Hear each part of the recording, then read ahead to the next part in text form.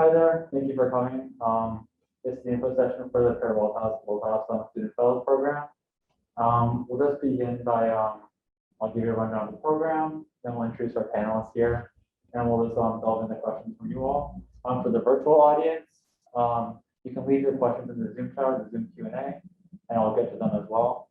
But yeah, so we a rundown of the program.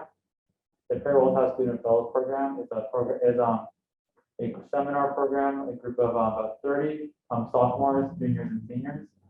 Our cohort of 30 juniors, seniors, and sophomores come every week on Friday to discuss global policy. Basically, each seminar works where we either have a visitor, we discuss current events, or we allow student fellows to discuss their policy projects in groups. The policy project involves student fellows working in about groups of 5 to identify a policy issue, write about that issue, and identify solutions to that issue. The solution process involves meeting with policy experts at Penn and at organizations in New York, DC, wherever. If you identify an expert, we try and connect you with them. Some policy groups that we have this year. We have one focusing on space policy, specifically focusing on space debris. We have one group focusing on the intellectual property laws behind vaccines. We have one group focusing on the issue of climate refugees. We have a group focusing on debt diplomacy.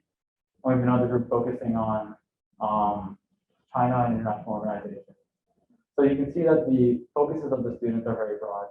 And so that's sort of by design. We like to have a broad group of students, not just like political science or international affairs students. We like to draw from all schools at Penn, so we can have a cognitively and intellectually diverse community at the World Health Student Fellows. And yeah, so now I'll let our panelists introduce themselves. I guess I'll introduce myself first. My name is Jared Rosen. I'm the research fellow here at Perry World House. I help to run the program, so I arrange the activities, I help to arrange visitors, and I help to sort of like help out and advise the groups as well. I'm Jimena. I'm a student fellow. I think I've been a student fellow for 3 years now. And yeah, I study physics in the college. I love space. I'm Noah. I'm a junior in the college studying international relations and Russian and Eastern European studies. Hi, I'm Julia. I'm another research fellow here at Perry World House, but I graduated from Penn in 2020 with a degree in political science and Russian and Eastern European studies, and I was a student fellow for my sophomore, junior, and senior year while I was here. And I guess I helped to manage them last year too. Yep, so I guess before you all answer the questions, I'll sort of start off because we're kind of blessed to have 3 current or former student fellows here. So like why don't you starting with Jimena, tell us about some like favorite moments you had from the program?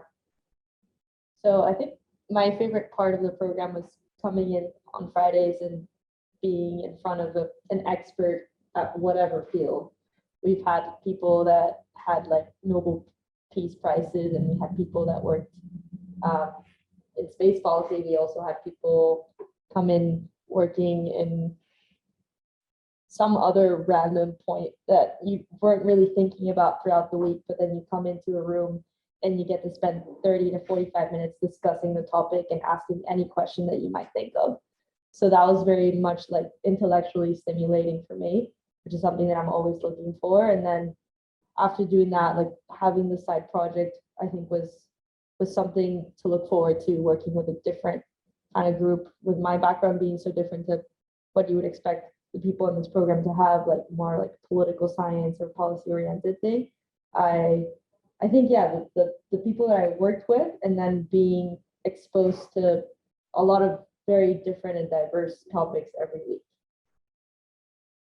Yeah, so I'd say the people, in a couple senses of the word. You meet so many like interesting people. We go on a trip to New York and DC, and on the New York trip, I mean, we met people from all kinds of human rights organizations, international justice organizations. And that was really incredible. You're in a small room and you're just having a conversation with them. And the same thing here, we've had Like we'll do coffees with, you know, Birchbow, who's like former national security advisor. NATO. I mean, NATO. Yeah, those are fascinating. Or Secretary General. Yeah, Yeah. yeah. And Alexander Vindman, who testified in the first Trump impeachment, which was incredible to have a conversation with him. And then just like my peers here, I've met so many of like my really good friends through this program. It's all a bunch of people who are like honestly kind of nerding out in the same stuff that you're interested in. And it's so great to just be in a room where you can just have conversations about the thing that you're passionate about. Yeah, I definitely agree with both Jimena and Noah that there's just a lot going on at Perry World, which is really, really nice in sort of terms of like getting you outside of that bubble that, especially in your like junior and senior year, I feel like it's really easy to get sucked into where you just sort of study whatever you're studying in your major or degree program. It's nice to have that expansion. Like Jimena and I were on a project together on human rights and religion, which was very different from what both of us studied. But I'm also interested in space, so it was nice to have that conversation with someone who I otherwise probably never would have crossed paths with. And I also think that Noah kind of mentioned it, but the New York and DC trips, which happen in the fall and in the spring, are honestly really, really great. And I'm glad that we're starting to sort of do those again in a more post-COVID normal kind of world, if you can call it that. And so that's just been a super fun experience, and it's a nice way to get off campus, but still like get to meet people outside of the realm of the normal, I guess, Penn experience. I think that's really unique. Okay, great. And then I wasn't part of the program myself. Before we get to questions, I think that as an outsider, looking in at like how at the program itself, I think something that kind of like goes under the radar is that as part of the policy project program, we sort of set you up with mentors who are Perry World House that involve like postdocs or other like PhDs around Penn, and we try and stay with these mentors to help you with your project. It also gives you a really nice opportunity to sort of like have someone to ask questions to in general, someone with experience in academia or in a field of related to what you're interested in if you're doing the project. And yeah, without further ado, we'll take some questions from you about the application, about the program, anything. Yeah. Ask a little bit more to talk about like a commitment that I proposed. It's sort of more about like the community that you found within the program. What it meant to you, like I'm a friend sophomore, so I don't know if maybe like joining, I guess in like my junior year or my middle of my sophomore year would be maybe a little late. You think it's like time to understand more about Free World House and what it would be. Really, you have a lot of experience in the program. Is there ever like a time that's too late to join? No, I don't think that there's a time that's too late to join. I think it's one of those things where you're in your sophomore year. I would say that's actually like on the earlier end. A lot of people apply in like their junior year. So, and obviously we have like freshmen apply as well. But I don't think there's ever a time that's too late. I think it really is, a great program where there's always like part of the group that's been there before and part of the group that's sort of coming in with you, but it's also just such a small group. It's only about 30 people, which over the course of the year is really tiny. So you do get to know everyone super, super well. And especially within your policy group, which is normally, we cap them at about 5 or 6 people. So you kind of have a really close-knit interaction with that. And I think that it's a really, really just, for me, it was like a nice little pocket of community building, like you said, just because I think, I guess Russian studies is like a small department. So in that sense, I also had another small community, but it's like the political science degree is pretty popular on campus. So it's easy to kind of know like 2 people in it and then not really know anyone else. So it was nice to come to Perry World House and feel like, oh, I knew everyone, get to meet people I wouldn't have met otherwise. And like Jimena and I met my senior year. And we got to know each other really well and are like still friends and things like that. So you are getting that time to, I guess, be in like a larger group and have a lot of one-on-one time with everyone. And there's a lot of just bonding that goes on in terms of coming in every Friday and seeing people work on your projects. And then also the DC and New York trips are just, I think, really unique experiences to have in like a normal term at Penn. And so those sort of help with that bonding experience a lot. I don't know if that answers your question. If you can. Yeah, just a little personal anecdote on that. As soon as you can, I think it's great to apply. If you don't get in the first year, like apply again. My freshman year, I had a conversation with Julia while she was a senior, because I was trying to figure out what language to take. And she spoke so highly of the Russian department that I decided to take a Russian class. And now I have a Russian major. So, I mean, everyone here is so interested in what they are, what they focus in, and you're able to have such interesting conversations that I think it's really a valuable experience to have. Yeah, I think you have something about time commitment too. Like Yeah. there's generally like the hour or so every Friday. And then other than that, you might spend like an hour or two with your group if you're working on the project, but Yeah, it says like Yeah. 3 Yeah. hours a week kind of loose on that. Like 3 to 5 hours a week, generally, the time commitment. max. Like max. So the seminars go from 3 to 4:30 on Fridays. We try to keep it out of like class schedules, but if you have like the job doesn't need to really try and like work with you. However, that is like the one requirement basically, that and don't like mess up your group, I guess, because you're working on a group project. You don't want to be the group member who's like not doing work. Yeah, So it's the 3 to 4:30 thing, like a hard time every week. or Yep. it's a hard time every week. It's the same time you've been using for the last few years. Actually. What kinds of opportunities or people have you been afforded to meet or achieve through the World Health Fellowship? You want to start? Yeah, so I'm from Venezuela and I'm really passionate about like Latin American policy and how like US foreign policy has like involved with that. So I got to meet the vice president at the time of Ecuador, and I had like some ideas about how to create a web of radios outside of Venezuela so we could like transmit radio signals inside of Venezuela because there's a lot of like repression, like there's no freedom of speech in there. So I actually got to have his number and like close contact with him and discuss like my project with him. I didn't go forward with it because it was a bit scary, but like being able to sit down and like contact him after, and that was all because he came to the Prairie World House for a coffee chat and I signed up for it. Yeah, I mean, there's all kinds of people. Earlier this week, there was a coffee chat with the former president of Sweden, right? Yeah, Prime Minister. Carl Bildt, the former prime minister. And so, I mean, you usually just you get to have a conversation with these people. There are a lot of people who are fellows here, former presidents, ambassadors, bureaucrats, some business people even. And I mean, it is just fascinating to sit down and have a conversation with them. I work for 2 of the professors at the Perry World House, and I wouldn't have met them if I wasn't just hanging out in the Perry World House all the time. I've met a lot of interesting people who, just kind of guide you along the way. And if you have any interest in the public or private sphere regarding government or any kind of policy, like this is the group of people who can help you along the way.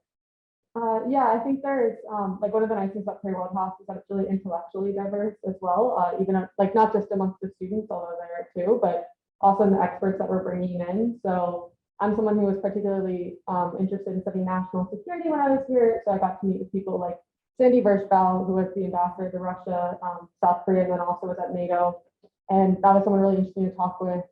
And he's still around, so like we still see him, and it's like nice to continue that relationship. And then HR McMaster, who's the former national security advisor, who I'm also still in contact with. So you do sort of, like Jimena said, get to build those relationships with people and sort of like gain mentorships that have like people who are interested in your field. But at the same time, if national security isn't your thing, we also have lots of other people like Beatrice Finn, who won the Nobel Peace Prize, came and gave a talk on nuclear disarmament. We actually have Coco Warner, who's here, and Zinta Zummers, who are both affiliated with the UN, who work on climate change and migration and demography. So there's lots of opportunities to gain mentorship in an area you're already interested in, and also just expand your horizons and maybe learn about something that you didn't even know that you were interested in, and also like know the people to talk to about that thing and not just have to like figure it out on your own, which I think is really great. Yeah, that's fair. Thank you. Hi, everyone. I'm Joanna. I'm just curious if the program has influenced your career choices in any way. Wow. Julia, who is out of the program, is also Yeah. looking for jobs. Yeah, so I'm in a 2-year fellowship now. My fellowship ends this summer. So I am looking for jobs. If anyone knows anything, please hit me up. Yeah, I think I would say it's probably influenced my trajectory a bit. So my junior year, I also did a project on space, which there's like a new project on space that's happening this year. But that was totally outside of my, I guess, like realm of comfort. I was obviously studying like Russian and the Middle East at the time. So I sort of thought that was more the direction I would go in. And I still did study Russian and really love it. So that's still super interesting to me. But I was going to work on a project with Russia and Iran, and Professor Horowitz, who sort of runs the program, emailed me and was like, hey, someone really wants to switch groups, like into your group, would you be willing to work on a space project? And I didn't know anything about space, but I was kind of like, sure, it's like still national security related. It sounds interesting. People were starting to talk about the Space Force at this point. So that was something that was like kind of on my radar. And over the course of the project, I just like really, really liked it. And I thought it was super interesting. And it was a place where a lot was happening and there weren't necessarily many answers about where we were going to go yet. So we worked on that project, or with my group at least. And then I also started just doing like my own independent research into space and got to submit that to U.S. Strategic Command, who at the time was in charge of space before Spacecom was set up. And I got to present there in the summer to like a bunch of policymakers on my independent research, which was, a direct like spin-off, I guess, of what I've been doing at Perry Worldhouse. And then that eventually influenced some of the other conferences I've been going to and a lot of the work that I've gotten to start here at Perry Worldhouse as a research fellow. And now I'm like continuing to look into the national security domain, both in Russia and within space, which is again kind of like a nice nexus of the two interests. But I would say a lot of that trajectory was a like super coincidental but direct correlation to the fact that someone wanted to change projects with me. Instead of doing Russia and Iran, I ended up doing space. So I think it is kind of one of those things where you're getting to meet people who can help you do things. And at the same time, having that opportunity that you might not have in a classroom or that you might not, sign yourself up for just because you don't know about it, to expand your horizons and learn new things. And I think that that's, especially at this age, just really important to sort of figuring out where you actually want to go next and what you enjoy. Because there's so many things that like, at least I didn't even know about, that now I can sort of think about seriously and figure out what avenues there are. I've definitely gained a good number of informal mentors through the program. But I mean, again, anecdotally, like there are just so many little experiences and opportunities that you wouldn't even think of or couldn't predict. There's a girl in the program who was leading a Wharton seminar with hundreds of people, and it was on like the future of warfare. And there was an academic from the Rand Corporation who was there, and he said, and if anyone wants my information, talk to her. And I talked to the Perry Worldhouse, my peer, and she gave me his information. I had a conversation with him just on Zoom one day, and he strongly recommended, based on my interest, that he was like, when I was your age, like I went to a foreign country just to get some experience. And because of that, like that one conversation, I'm now going to spend my summer in Poland, like through a couple different programs. And I mean, I would have never thought of that if I hadn't, known this girl in the Perry Worldhouse. Like it was so tangential that I just managed to find this incredible opportunity. Yeah, my answer might be a little bit different. It's just recently I'm also looking for a job and interviewing and stuff. And there was this position that was open that was kind of like one of those rotational programs that you get through like a computer science program and like a data analytics program and then like a legal and compliance program. And I know I have some experience on computer science and have been like exposed to some data science, but the only thing that I could think about that I could spin off is like some sort of exposure to law and policy was the Perry Worldhouse. So being able to talk about how I studied policy and how that affected, like how policy affects humans and how they interact was a really good like thing to talk about during that interview. So that's just off the top of my head. But of course, like as Jared said, having mentors that I still rely on today, like now that I'm about to like fly on my own. Yeah, just to like jump on what Ximena said, there is also like a really sort of nice point where even if you sort of know what you want to do, or you're a junior now, or like even a sophomore or freshman, and you feel really strongly about where you want to go, I would say like the experience at Perry Worldhouse is still super unique. And that is something that can sort of set you apart from other people who just won't have had something similar. I feel like I studied political science and Russian, and even within those courses, never really got the exposure to thinking and talking from a policy perspective. So I didn't end up like changing my entire career field, although I found new avenues of it that I was interested in. But like just that sort of training, if you will, like alone was hugely influential and enabling me to get, I think, a lot farther within that field than I would have had just early on, because I already sort of like completed that learning curve of figuring out how policymakers talk, what kind of questions they ask, the ways that they want to be communicated with. And I think that that's something really unique. And it's also just helpful, or Kimana could probably speak more to this, but it's also just helpful even if you're not a political science person, just to think about questions from a different perspective and figure out how people from different, even academic backgrounds, and we have a really diverse groups like diversity backgrounds as well, might think through some of the same global issues. So I think that that's probably important too in terms of what you can bring to a workplace after the program. And then I guess just jumping off of that, like I'm not a fellow, I've had my like career goals came from being here, but working on the program in general, I've had like two fellows in the program reach out to me, both are engineering and like their like what they're studying, but have come to me and say, you know, I like what I'm studying, but I don't know if it's what I want to do, and I want to do some more policy oriented, and that's probably because being in this program gives more of an outlook towards like this like political science and like focusing on policy, but it does sort of testify to that what you like are studying in classes does not always define like your interest, and this program gives you an opportunity to explore those other interests in like global policy, and it gives you that like lens and that outlet and that ability to sort of have more cognitive diversity, which I think is kind of key to like kind of form like your idea of what you want to do. But yeah, you follow? Yes, and actually I should say dziękuję spasiba. I'm also from Poland. So. Oh, cool. Yeah, I'm also curious, since I already covered earlier, how are people divided into policy groups? That's actually a really good question. So in the first meeting, we have everyone meet and sort of talk about what policy or what ideas they have for like their project. All the project ideas are student driven. So we sort of show the ideas that were put up last year. Feel like if everyone wants to do these. We also sort of field we field ideas from the students. This is sort of a 3-meeting process where we field the ideas in the first one. Then during the second meeting, we say, okay, we got like 30 ideas. Let's try and bring this down a little bit. And then we do that again. And then by the last time, we send out like a survey that has maybe 15 options. We ask you to rank them like 1 through 5.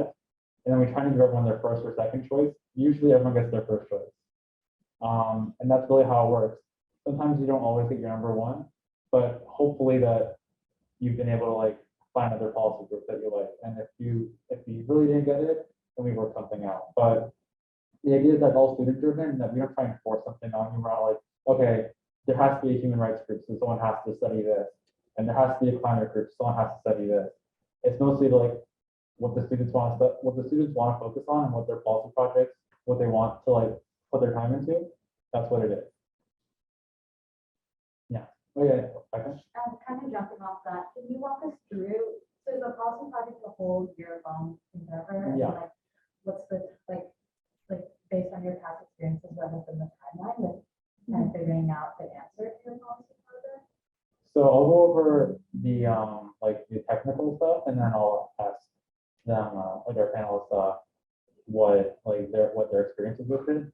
But essentially, it sort of works in the semester way, in that so the policy project is for the full year, but the way that it works is for the first semester, we ask you to identify the policy issue. So you've given us like a broad like topic.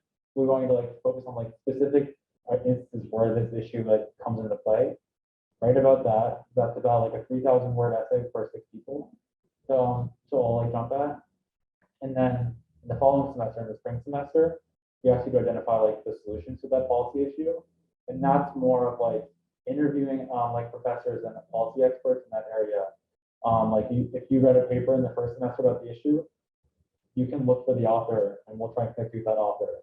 And you can try and find the solution to that issue and write about that. So it works by identifying the issue and then identifying the solution. And then at the very end of the semester, there's a conference where the fellows all present their papers, like the whole thing all together. They present them in front of like other experts, in front of 10 faculty, in front of some of like the mentors they have as well. And then COVID providing, there's like a large dinner where everyone gets to sort of like have that release of like eating and like all that stress is over. But it's also, I guess I forgot to mention that's a good like presentation experience as well. So yeah, now Tina, do you want to start with like your experience with the project? Yeah, of course. I'm going to talk about the human rights one. You can't talk about it. Okay. So our first one was we were trying to answer a question that was broadly about human rights, and we knew that we wanted to do that because at the end we were presenting the project to the ex-High Commissioner of Human Rights, and that felt like pretty big. And so we started working on it, and it feels like in the beginning there's a lot of brainstorming, there's a lot of like collision between people inside the group, like we want to do it about this, like no, we want to take it more like this. And then as the deadlines start coming in, there's like a 500-word deadline that comes in first that's about like just summarize what your problem is, like inch closer to what your actual problem is going to be. You sort of become a more coherent group and start working together towards that first like big deadline of defining your problem. We did end up writing something that didn't have anything to do with what our problem was after. So it's definitely possible that you come into the second semester with the change of heart and just rewrite the first paper and come up with a solution to the new problem that you came in. So they're quite flexible with letting you change your mind and do whatever it is that you're actually passionate about. And presenting it was the first couple of months of COVID. So we did that online, which wasn't ideal, but it was still exciting to be a part of it and see everyone and present to the ex-High Commissioner of Human Rights. That to me is like something I'll never forget about. Yeah, so I'm currently in a group that, we started out broadly with space policy. And then, I mean, you're in a group with a lot of like really ambitious people with very strong personalities. So it's really interesting seeing the dynamic. And I don't know anyone whose group topic hasn't changed slightly. So we started out with space policy, and then we went to like space weapons, and now we're doing anti-satellite weaponry, which sounds like, you get in super technical, but we have a material science engineer in the group. And so, he really adds to something that I can't talk about, the real technical side of it. I just can't understand the mathematics of it. And so we have a good balance in the group. We have a really policy oriented girl. I focus more on defense. And so we were able to work out a balance that, it works for us, and we work on different parts of the project, and you collaborate and you disagree, but then you have to work past the disagreements because there's a deadline. So it gives you some insight on how policy is created, and it's messy, but when you're with a group of really like passionate people, it's can be a good time. Yeah, I would say my experience pretty much. I mean, Jimena and I were on the same team, so that experience definitely feels very similar. But having been sort of in 3 different groups, I would say Jimena's timeline is pretty accurate. Like when you do get that question that you've all sort of brainstormed together in the large group and then you vote down, they're still like pretty broad. Like I would say it's not entirely prescriptive about like, okay, you voted on this question. This is specifically what you're going to do. And it's the only thing that we expect you to do. Like ours, I think, was religion and human rights was the topic that we got assigned, which is a super broad question that you can just take in a lot of different ways. And that's generally how they've just traditionally been in terms of allowing you a ton of freedom. So I would say the first, like, honestly, really month is just a lot of brainstorming, especially because you might have like previous experience with the question, or someone in your group might, or you might be like I was in that group, a complete newcomer to this topic. It's just something that you thought was interesting. And then there is the 500-word deadline. So a lot of the deadlines are broken up the way that they are to sort of help you move along the work in a way that's feasible for also being a student, so that you don't end up having to do a ton of work. And we also do schedule the deadlines strategically throughout the year, so that we're sort of avoiding like major midterm or major finals rushes, or like, since we do generally speaking, have a lot of IR and political science students, we also try to avoid major thesis dates, just so that there's not a ton of conflict with when those fall, because we understand that school comes first, and students are very, very busy, and we want to make it as feasible as possible for as many students as possible to participate. But yeah, so I would say there's a lot of brainstorming, it is really what I thought was always fun. I'm glad that we're back in person, so I feel like this is more doable now. It's just like sitting in a room together and working on your paper and seeing how that thought process goes.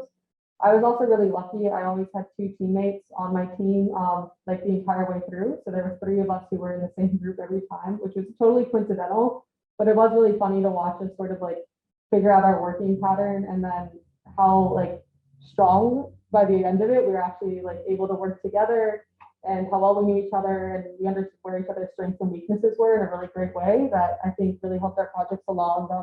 And like Jimena said, there is a lot of flexibility. So if you guys have been working on something fall semester and you walk into the spring like we did, and it's just not what you want to do, and you guys are all kind of like, why did we do this to ourselves? You can change it. It's really not that, like it's up to you. It's supposed to be something fun and intellectually stimulating. So there is a lot of group-driven dynamics and sort of where the work falls. The deadlines are strategically designed, but however you guys want to manage that, it's pretty much a free kind of game, which I think was nice when I was a student, but you know, it works out well. Yeah, So if you're accepted, the program starts this semester, right? so the program, so we are taking applications currently, Yes. and that is for the 2022 to 2023 class. So that will Okay. start next fall. So I'll start in the fall. Yeah, so it's Okay. in the fall. Okay, so, and then that will go the entire academic year. Yeah, And, kind of like a weird question, but I may be thinking about taking like a gap year next year, but I still be like eligible to do this sort of thing. if you're taking a gap year, I guess it kind of depends if you're doing this through gap year. Yeah, We like to have the student fellows like be in person because. yeah, I would like be in Philadelphia, likely. Yeah, if you're able to come to the meetings and you're able to Okay. work with your group and you're able to like have like 3 to 5 hours and you're like, Okay, yeah, you're good. cool, awesome. Yeah, and we also, we do have a history of like students coming like, or like going abroad and like making that decision kind of after they get in. It's not preferred because again, there's a group project, but we make it work. Sometimes like you make decisions on the fly, sometimes like opportunities to present themselves we didn't have before, and we don't want the program to end up being a hindrance. Yeah, just to jump on to what Jared said, obviously Perry Woodhouse has an international focus and we don't want to discourage anyone from going abroad or having those experiences. So we're very flexible, either with fall or spring semester study abroad and things like that, including coming to meetings. We understand that like you might be in Japan or something, with the timeline is just very not conducive to that. Obviously, the only like real expectation is just that you sort of maintain contact with your group and keep them aware of what you're doing and, you know, sort of helping them along, since it's like there's a commitment to the program, but I think it's also important that there's a commitment to the people that you're working with and, you know, making sure that you're still showing up for that. But yeah, students have done a lot of stuff traveling abroad either semester, or Penn in Washington is another one where we still fully include the students, and we don't want to discourage anyone from having those types of policy or international experiences, but also don't want to preclude them from participating in the program. Yeah, what was your question? And also I realized that I'm not able to see the virtual questions on my phone, so I'm going to be changing over here. Yeah, what was your question? When you talk about policy solutions and creation in general, are a lot of these papers from the US perspective, or would you say, we recommend that Russia does this, and another country does something else, or is it always the United States should do something? I It's guess always a question that comes up yeah, when we're trying there's always a to. question that comes up. There's no, in my experience, either managing the program last year or as a World Health Student Fellow, like directive from the program on which perspective you take. I would say my groups traditionally did look at things from a US perspective. I kind of feel like that might be this is just actually a guess of mine, because while I read all the projects last year, I didn't get to see all the projects here before necessarily in depth.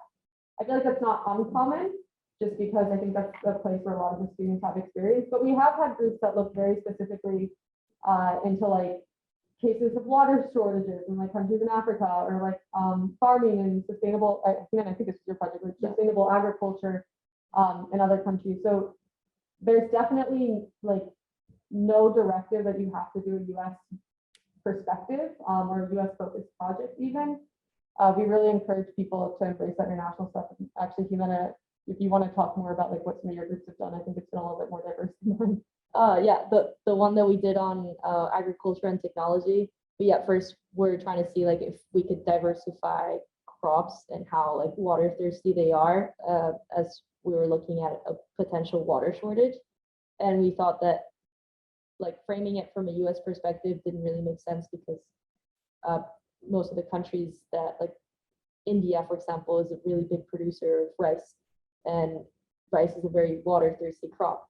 So it wouldn't make sense that we focus in the US and like completely like forget about the fact that most of the water thirsty crops come from other countries. So we focused on India and Punjabi specifically, and we created a kind of like a social network of skills and assets that could be leveraged in order to change and diversify the crop like share, and then also increase the crop yield. So that was from the India like perspective, and it would have been like a government change in policy for India. And that was the first one that I ever did that was not US. The last one was the human rights one that was like directly like the US. So Yeah, and then so one question we have here is how involved are Perry House faculty in each group policy project? So this was already Noah, we started with you yet. Yeah. How involved has your mentor been in your project? How about Professor Horowitz? Like how involved have you found certified with him within your project? Yeah. So I mean, the resources are all there, and so you get assigned a postdoc fellow who are just crazy knowledgeable, and they try and line you up so you know what they study is somewhat aligned with what you are focused on. And so we are assigned with a postdoc fellow right now who is just insanely knowledgeable and so helpful to the project and connecting us with people, you know, providing constructive criticism and helping us work through like any difficulties that we're having. I mean, we have a meeting with him on Friday, and he is just, they are so happy to converse with people that are passionate and feels that they're interested, because this is what they do with their lives.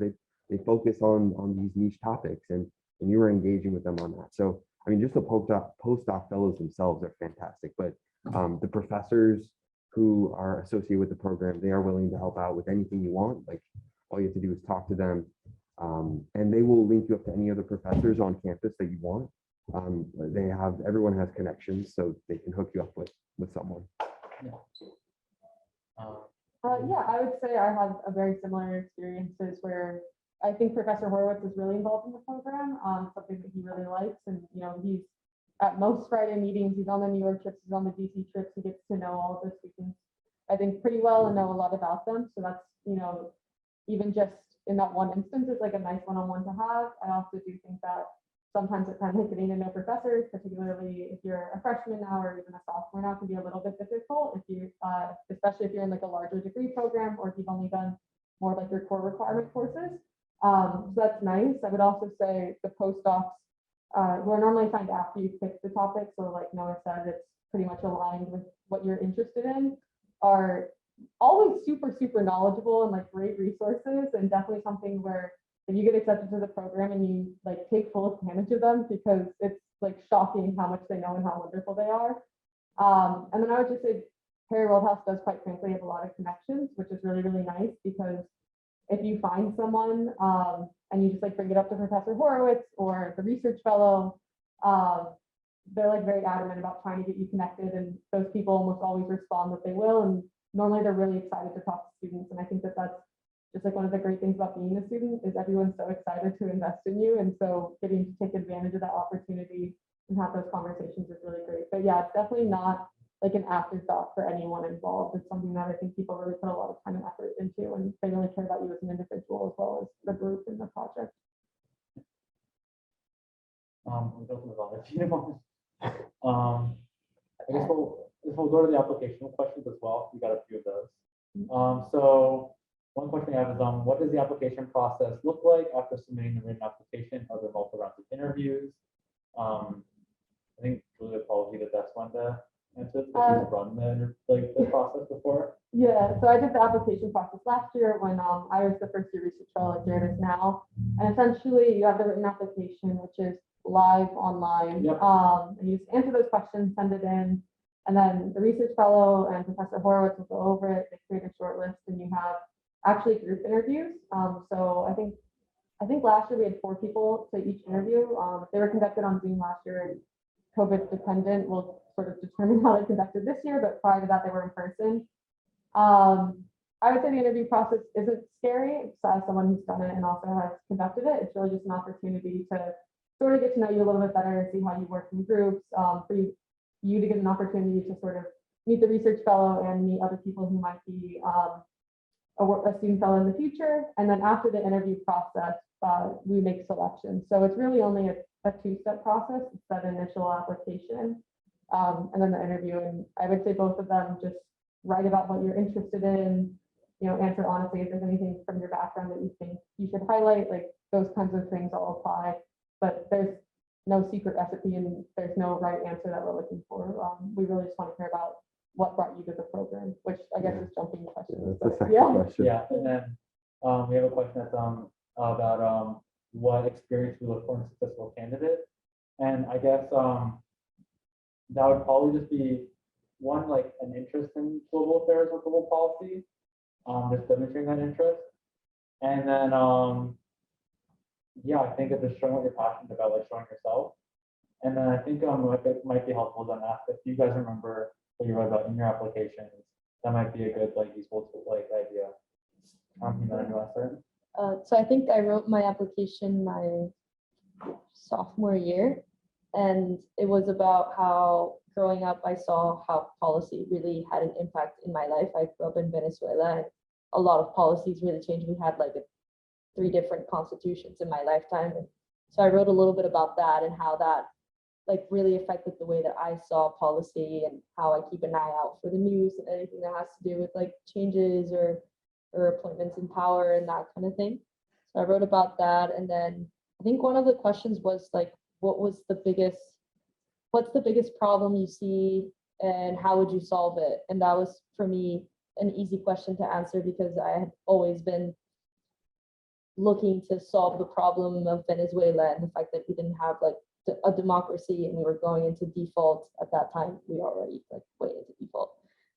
So I answered that in like an ideal world, and I had so much fun writing about that. So it's truly about showing a real passion that I had.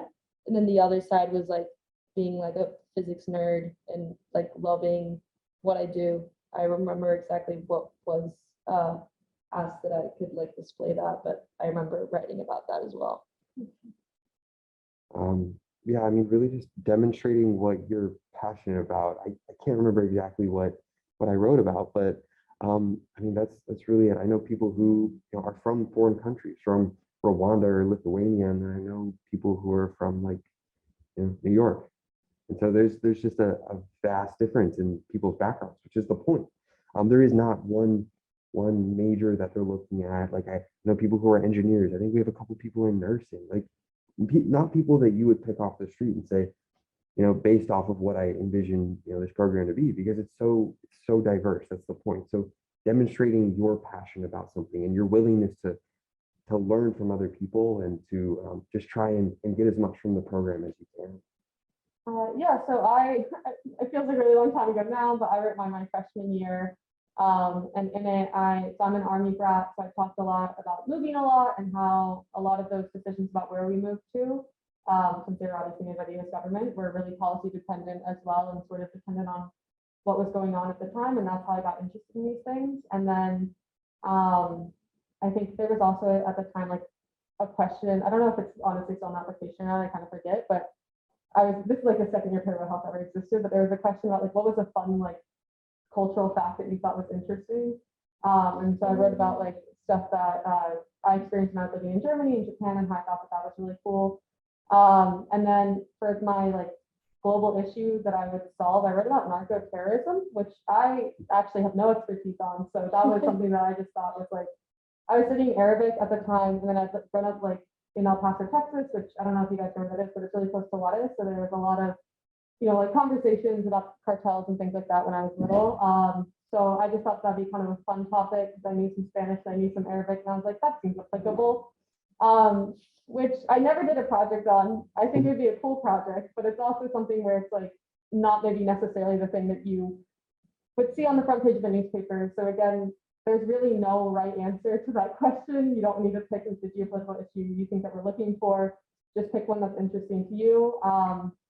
And even the rest of it, I would just say, whatever you're interested in, even if that changes, like in my case, I ended up switching to Russian and things like that. Just showing who you are and what you're interested in is really important.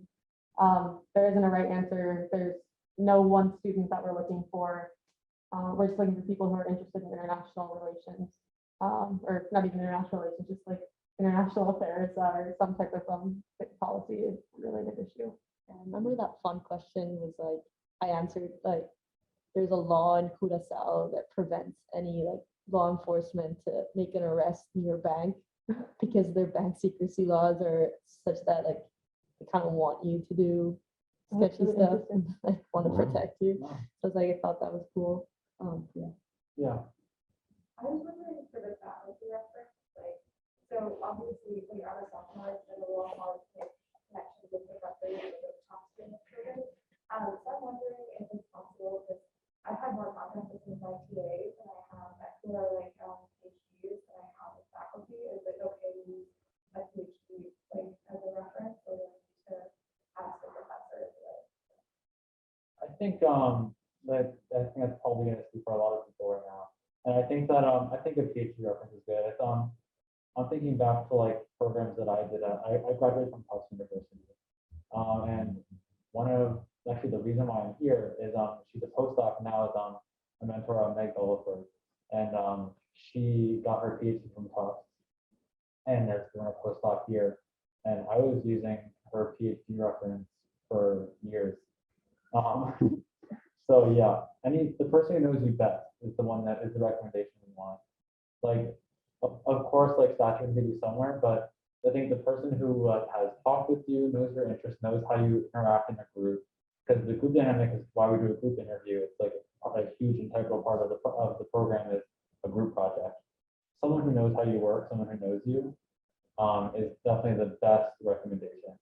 Not necessarily like the most important person you talk to once or twice. Yeah, we definitely have taken TA recommendations in the past. I also had a TA when I was in college that was like really important to my experiences. So I fully understand that that relationship can just be closer due to exposure. I also think I was a freshman and I didn't really know any of my TAs or my professors that well when I applied. So if you're in a similar situation where I was, the professors at Penn, in my experience, are really, really nice and really friendly. I just kind of picked a class that I liked a lot and was interested in, and honestly, I cold emailed him and I sort of explained my situation, which was that I was a freshman, I was new, I really wanted to do this program, but I didn't know who to ask. And he was actually super nice, and we had a conversation that was really positive, and he allowed me to use him as a reference. So I would definitely say go with the person that you know best, but you know, if you're a freshman or even a sophomore, given everything that happened within the last year or so, and you kind of feel like you might be a little bit lost on that question, I would just reach out to people.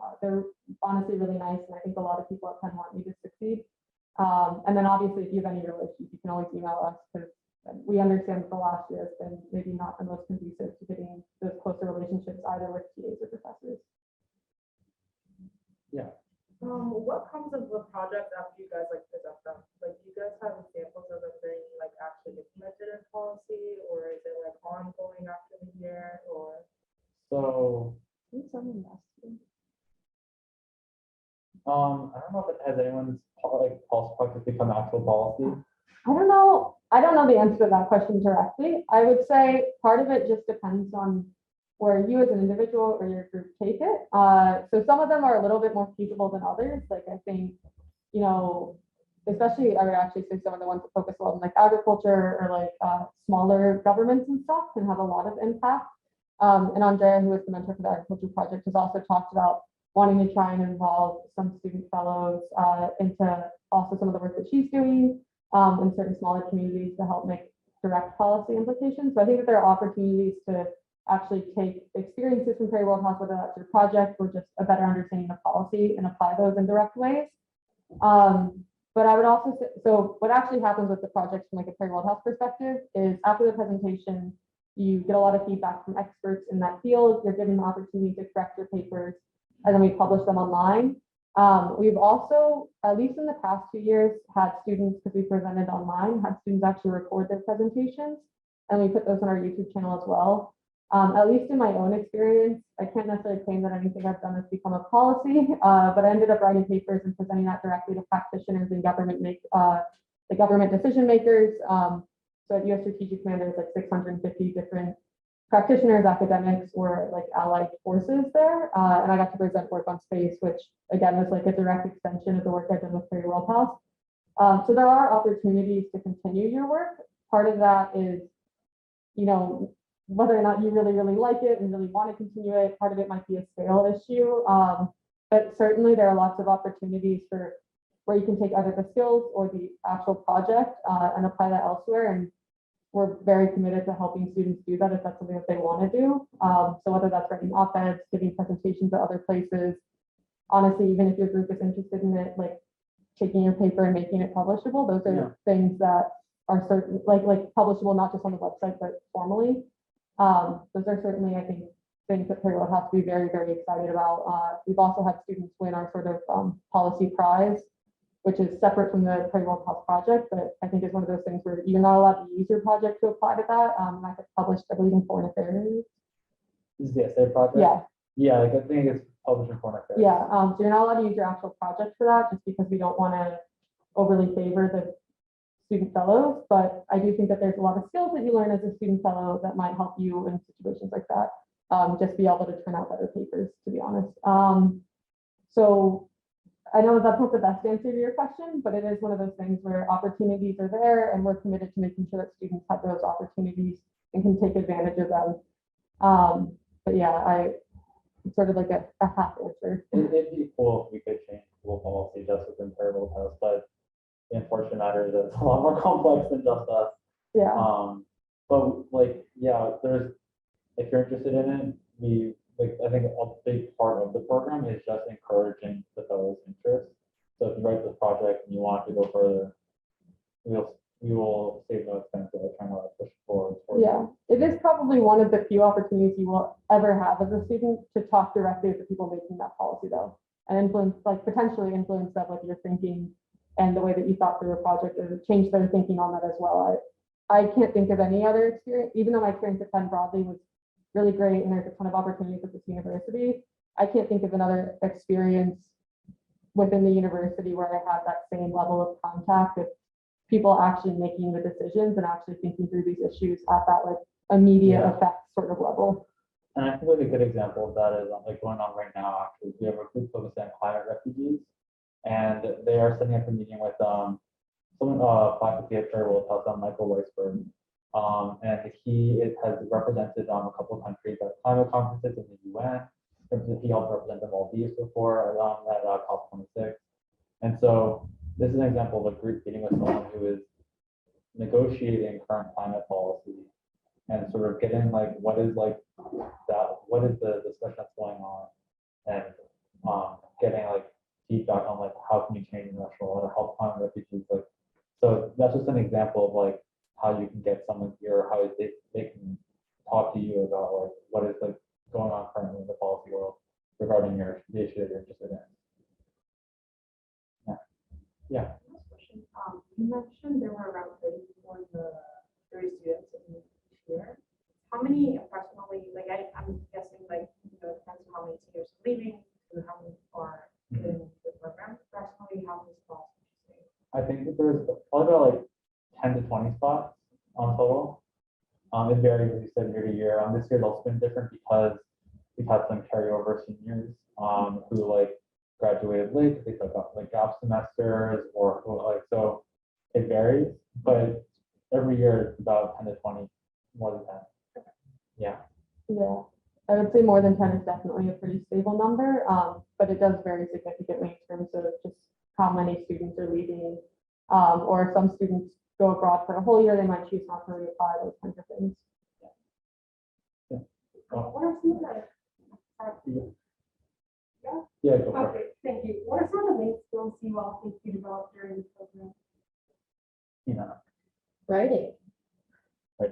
I think, yeah, that's the main one for me. Being able to articulate your ideas to honestly, like frankly, important people, like your classic elevator pitch, because the fact that some of these policymakers and academics are, talking with you, like you want to maximize your time with them. And so being able to organize yourself in a way that you are able to switch between concepts and really learn as much as you can from a condensed period of time. Even just, you have 2 questions to ask the former Prime Minister of Sweden. What do you ask? There's so much potential there, and prioritizing things like that, I thought was a pretty interesting way to interact with these people.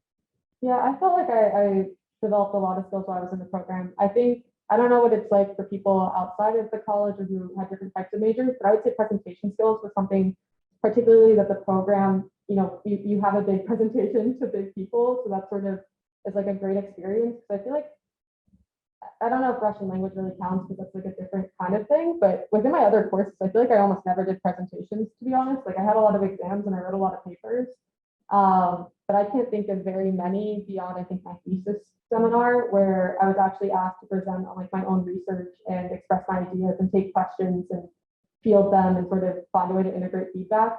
And I think that that's something that's really important no matter what you do, because you're probably going to have to give a presentation in any field or answer questions about why something might be unclear in the way that you communicate it, or take ideas and find a way to quickly integrate that and synthesize that. And I think that's something that the program teaches you. You definitely get writing skills. And I would say even as someone who is in 2 writing heavy major programs, it's a different kind of writing to write more succinctly and for policymakers or from a policy perspective than it would be from an academic program. So like my thesis for like Russian and political science are both over, I think, like 50 pages. And that's just not something the policymaker is going to read. And the structure of that is different. The methodology is different. So I thought it was really useful to learn, yes, how to write well academically, but also how to write well and succinctly from a policy perspective and find a way to communicate all of the research that my group had done and all of those kinds of things in that way. I also think it's, you're writing as a group, which is something that Jared and I do a lot here at Perry World House in our work. I imagine that's a pretty common experience to work on group projects within the workforce. It's not something that you do a lot as a student. It's actually write group papers, or at least it wasn't, again, in my experience. So that's a very different experience that I think is really, really helpful. And then I also do just think it's helpful to have to sort of start from scratch almost on your own project. Like you're giving guidance, you have mentors, you have your teammates and Perry World House writ large to help you through your project. But that's also a pretty unique experience because I feel like in class, a lot of times you sort of already have the themes lined up and they've already sort of given you a lot of background information, and then you build off of that for either your exams or your final project. But again, beyond a thesis, or at least in my experience, I don't know other degree programs are kind of like, you're not really literally starting from the ground up and just taking your idea and making that into an actual product, which I think, again, is a useful skill to know how to do and know how to do with other people and in a condensed time period. Yeah, we'll take one more question. If anyone has any. We're kind of on time. So then I guess because we have a lot of like people from writing heavy majors, and you might have found this because you're not exactly on our poly side, but I think that on top of writing, or a skill that I think people get is doing research, and this is maybe for people who aren't in like social sciences, people who are like more in like the hard sciences, like in engineering or in nursing, maybe even getting the opportunity to do more like qualitative research. It helps you to sort of like look through sources, like find different, like use different databases. And it's kind of a skill not everyone gets. And you probably get it like through university, but depending on what you study, it's not something that you get readily. I agree. Yeah. That kind of like complements the writing as well. Like you learn how to write something, you also learn how to like do the research and backing it out. Yeah. Well, thank you all for coming. Yeah. There's food here for you. You can take on the way out.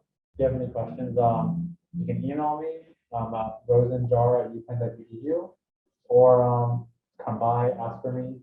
Or you can email the Perry World House email address, and I'll be here afterwards to get any more questions you can get asked. So thank you very much. I look forward to seeing your application.